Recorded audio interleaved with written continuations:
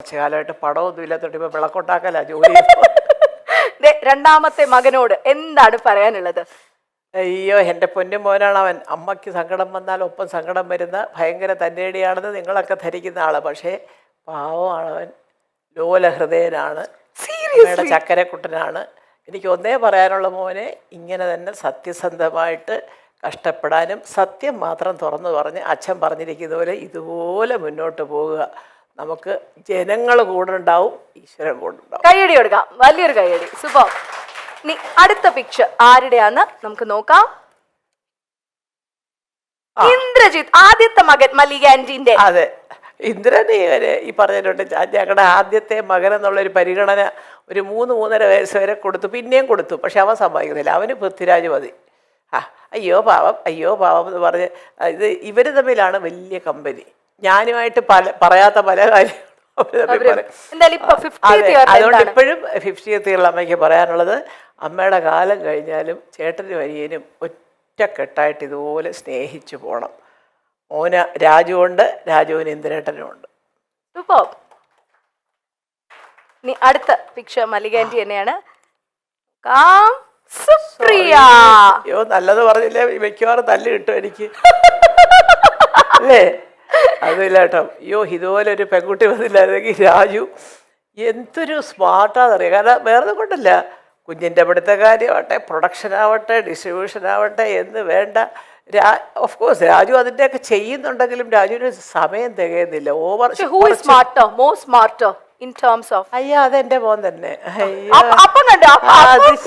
അത് ശരി, ആരാ സ്മാർട്ട്? എന്റെ മോൻ സ്മാർട്ടാ, അതാ കൂടെ വന്നത് ഭാര്യയായിട്ട്. അതിന് നമ്മൾ വിട്ടുകൊടുക്കൂല. അയ്യോ, അതാ ഞാൻ സത്യം. She's very smart. എല്ലാ കാര്യങ്ങളും ഒറ്റയ്ക്ക് മാനേജ് ചെയ്യാൻ മിടിക്കുക ആണ്. പക്ഷെ ഒരു കാര്യം പറഞ്ഞേ, സുപ്രിയ ഭയങ്കര പൊസസീവ് ആണെന്ന്. അതെ.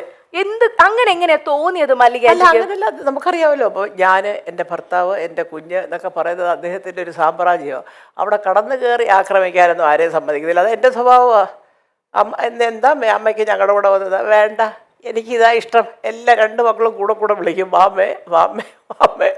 ഞാൻ പറയടാ, രാവിലെയൊക്കെ രാത്രിയിലൊക്കെ നിങ്ങൾ ബർഗറും കുന്തവും കുടച്ചൊക്കെ വാങ്ങിച്ച് തിന്നുമ്പോൾ 2 ദോശ ഇട്ട് തരുമോ അത് ഞാൻ ചോദിക്കാൻ നിൽക്കണ്ടേ? വേണ്ട, ഞാൻ എൻ്റെ ജോലിക്കാരും ഒക്കെ ആയിട്ട് എല്ലാവരും എനിക്കും ഉണ്ട് അതിൻ്റെ സെറ്റപ്പുകളൊക്കെ. അതാണ് സന്തോഷം. നിങ്ങൾക്ക് എപ്പോൾ അമ്മ ഉണ്ടാക്കുന്ന ആഹാരമാണോ അപ്പോൾ ഇങ്ങോട്ട് പോര്. ഒരിക്കലും ചെന്ന് നിൽക്കില്ലേ മല്ലിക ആന്റി അവരുടെ അടുത്ത്? ഇതുവരെ പോയി അങ്ങനെ നിന്നിട്ടില്ല. പക്ഷെ കാലത്തോട്ട് വൈകിട്ട് വരെ ഇരിക്കും, സിനിമയൊക്കെ കാണും, തിരിച്ചു രാത്രി നേരം വെളുത്ത് എഴുന്നേൽക്കുമ്പോൾ നമുക്ക് നമ്മുടെ വീട് തന്നെ സ്വർഗ്ഗം. അടിപൊളി അടിപൊളി. അപ്പൊ നെക്സ്റ്റ് പിക്ചർ നമുക്ക് നോക്കാം. 3 പേരായിട്ടുണ്ട്. പൂർണിമ. അയ്യോ, പൂർണിമ ഈ ക്ഷീണിക്കുന്ന മുഴുവനും ഈ ജോലിയാണ് കേട്ടോ. കുറേ നേരം അറിയാമല്ലോ, ഒരു പൊട്ടിക്കൊണ്ട് അതിൻ്റെ പുറകെ.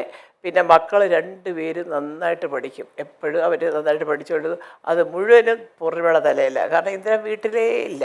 പിന്നെ എങ്ങനെയാണ് കുഞ്ഞുങ്ങളെ നോക്കുന്നത്? അതുകൊണ്ട് എപ്പോഴും ഞാൻ പറഞ്ഞൊരു പോയിന്റ് അതാണ്, 2 പേർക്കും അനുയോജ്യരായ 2 പെൺകുട്ടികളെ കിട്ടിയതാണ് അവരുടെ വിജയത്തിൻ്റെ ഒരു ജീവിത വിജയത്തിലെ ഒരു പ്രധാനം. 50th ഇയറിൽ എന്ത് പറയും?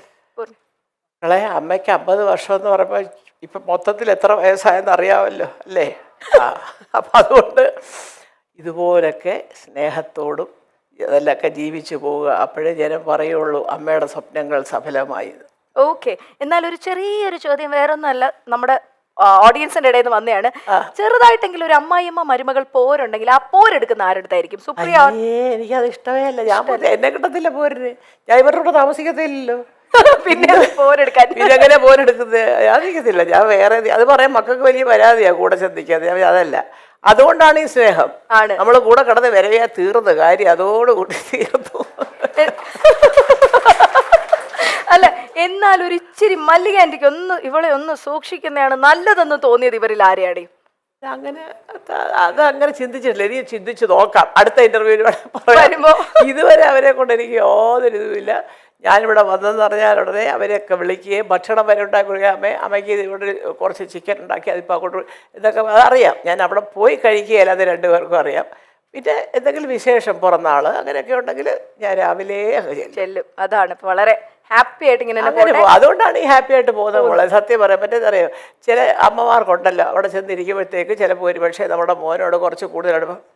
ഞാനിവിടെ ഇരുന്നിട്ട് അവൾക്ക് മൈൻഡില്ല, എൻ്റെ മോനെ വിളിച്ചോട്ട് അങ്ങ് പോയി എന്നൊക്കെ ചിന്തിക്കുന്നവരോട്ട്.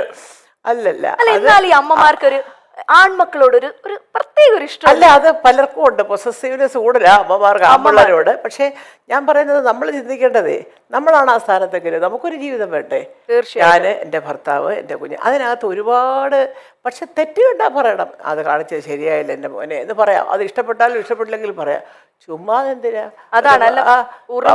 മോളെ വിളിച്ചോണ്ടൊരു സിനിമയ്ക്ക് പോയാൽ എന്നാലും അവൻ എന്നെ വിളിച്ചില്ലല്ലോ എന്ന് പറയുന്ന അമ്മമാരെ ഞാൻ കണ്ടിട്ടുണ്ട്. ഇവർക്ക് പോയി ഒരു സിനിമ കണ്ടൂടെ? അവരുടെ കീഴിൽ തന്നെ രണ്ടുപേരുടെ നടക്കുന്നതേ കാണാവോ? അല്ല, അതൊക്കെ ശരിയല്ല. അത് അങ്ങനൊന്നും അമ്മായിയമ്മമാരും വിചാരിക്കരുത്. പൂർണ്ണിമേശീനെ ഞങ്ങൾ വിളിച്ചപ്പോൾ ഞങ്ങളോട് പറഞ്ഞ മല്ലികാൻറ്റി ആണെങ്കിൽ ടേക്ക് കെയർ ചെയ്ത് നോക്കിക്കൊള്ളാം എന്നാ പറഞ്ഞത്. അപ്പൊ അത്രയും വിലവടാണ്. ഇനി അടുത്ത പിക്ചർ തുറക്കാൻ പോകുന്നു. 50th ഇയറിൽ എന്താണ് പറയാ? ഇതാണ് അച്ഛമ്മയുടെ ഒരു പൊന്നുമോൾ. അവള് എല്ലാം ഉപദേശിക്കും എൻ്റെ മോനെയും ഒക്കെ. സത്യം ഒന്നും അറിഞ്ഞോണ്ടൊന്നുമല്ല, പക്ഷെ പറയുന്നതൊക്കെ ഭയങ്കര സെൻസിബിളായിട്ട് പറയും. അവളൊരു ദിവസം എടുത്ത് ചോദിക്കുക, ക്രിസ്മസ് ഹോളിഡേയ്സ് ആണ് അച്ഛമ്മ, why can't you come and stay with us for 1 week? ഞാൻ അല്ല മോളെ, ഇത് 4 വീടിന് അപ്പുറത്തല്ലേ എൻ്റെ പൊന്നുമോള് താമസിക്കുന്നത്. മക്കൾ ഇഞ്ഞ് പോയി സ്കൂൾ അടയ്ക്കുമ്പോൾ. അപ്പോൾ ഞാൻ എന്നിട്ട് പറയടാ, ഇത്രയും കാലമായി, ഒരാഴ്ച അവധിയുണ്ട്, ഇഞ്ഞ് പോരമ്മേന്ന് നിങ്ങൾ വിളിച്ചിട്ടുണ്ടോ? കണ്ടോ? അവ പറഞ്ഞു, ആ ശരി, ഞങ്ങൾ വിളിച്ചാൽ അമ്മ വരുമോ? ഞാൻ എന്നാലും അത് അവൾ ആരും പറഞ്ഞു കൊടുക്കാതെ ഇപ്പം തന്നെ വന്നപ്പോഴത്തേക്ക് എന്തെങ്കിലും രാജു ചുമ്മാ. അപ്പം പണ്ട് ഇതുപോലെ രാജു കയറി വരുമ്പം ഇങ്ങനെ അമ്മ എന്നെ വഴക്ക് പറയും, ഡാഡാ എന്നെ വഴക്ക് പറയൂ എന്നൊക്കെ പറയുമ്പോൾ ഞാൻ ചുമ്മാ എങ്കിലും രാജുവിനൊക്കെ എന്തിനാടാ കുഞ്ഞിനെ വഴക്ക് പറയാ? അപ്പോൾ അവൻ ചുമ്മാതാവേ ഞാൻ ഒന്ന് പറയുന്നത് പറയും. പിന്നെ അവൾ വരുമ്പോൾ എങ്ങനെ അറിയോ, കഥ കയറുമ്പോഴേ ഡാഡാ എന്നെ വഴക്ക് പറഞ്ഞു, ചുമ്മാതാ. അപ്പം അവിടെ ധാരണ ഒരടിയെങ്കിലും കൊടുക്കണമെങ്കിൽ അച്ഛമ്മയുടെ ഒരു സഹായം വേണം. അല്ല, അപ്പൊ എന്ത് പറയാ അലങ്കൃതയോട്? എന്ത് പറയും? അലങ്കൃത അച്ഛമ്മയുടെ തക്കുടുവാണ്. I know that she is a very intelligent girl. Keep going മക്കളെ, മിടുമിടുക്കിയായിട്ട് വരും എൻ്റെ മോള്. അത് അച്ഛമ്മയ്ക്ക് അറിയാം. അപ്പൂപ്പൻ്റെ എഴുത്തും വായനയുണ്ട്, അച്ഛൻ്റെ മിടുക്കുണ്ട്, അമ്മയുടെ മിടുക്കുണ്ട്, എല്ലാം കൂടെ ഒരു കോമ്പിനേഷനാണ് അലങ്കൃത പൃഥ്വിരാജ്. അപ്പം അതുകൊണ്ട് എല്ലാ അനുഗ്രഹങ്ങളും അതേ ഉള്ളൂ പറയാൻ. കൂടുതൽ എന്താ പറയാനാ? 8 വയസ്സാവാൻ പോകുന്ന കുഞ്ഞിനോട്. ഇനി ഒരു പിക്ചറും കൂടെ ഉള്ളൂ. എന്താണെന്ന് നോക്കാം. 50ാം വർഷത്തില് എനിക്ക് തോന്നുന്നു ഏറ്റവും കൂടുതൽ മല്ലികാൻറ്റി ആ 50th ഇയറിൽ മിസ് ചെയ്തത് സുഖേട്ടനെയാണോ? തീർച്ചയായിട്ടും. എന്താ സംശയം മോളെ? കൊള്ളാം. എനിക്ക് ജീവിതം തന്ന, എനിക്കിതെല്ലാം തന്ന ഒരു ദൈവ അവതാരം പോലെയുള്ള ഒരു മനുഷ്യനാണ് അദ്ദേഹം.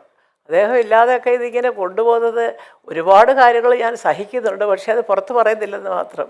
എനിക്കിങ്ങനെ ഒരു ജീവിതം കിട്ടുമെന്ന് സ്വപ്നത്തിൽ പോലും ഞാൻ വിചാരിച്ചല്ല. അതും ആ ഒരു കഷ്ടപ്പാടുമില്ലാതെ ജീവിതം മുമ്പോട്ട് കൊണ്ടുപോകാനായിട്ട് എല്ലാം തയ്യാറാക്കി വെച്ചിട്ട് കറക്റ്റായിട്ട് പോയ ഒരാളാണ് അദ്ദേഹം.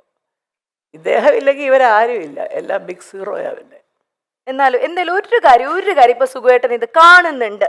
മല്ലികാൻറ്റിയുടെ മല്ലികാൻറ്റി പറഞ്ഞു ഞാൻ കാണാറുണ്ട്, സംസാരിക്കാറുണ്ട് എന്നൊക്കെ പറഞ്ഞു. വീട്ടിലിരുന്ന് പറയാറുണ്ട് മക്കളോട്, എന്നെക്കാട്ടിൽ നല്ല ആർട്ടിസ്റ്റാണ് നിൻ്റെ അമ്മ എന്ന്. അതുകൊണ്ടാണോ എന്നറിയില്ല, അതോ എപ്പോഴും പറയും എടപ്പാളുകാർ നേരത്തെ പോകും, 55 വയസ്സാണ് മാക്സിമം ആയുസ് എന്നൊക്കെ പറയും.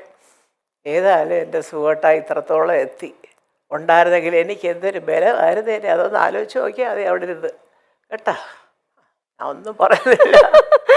Thank you. ഒരു വലിയ കൈയടി കൊടുക്കാണ്. മനസ്സറിഞ്ഞ് തന്നെ മല്ലികാൻറ്റി നമ്മളോട് മനസ്സറിഞ്ഞ് ഇത് ചെയ്തിരിക്കുന്നു.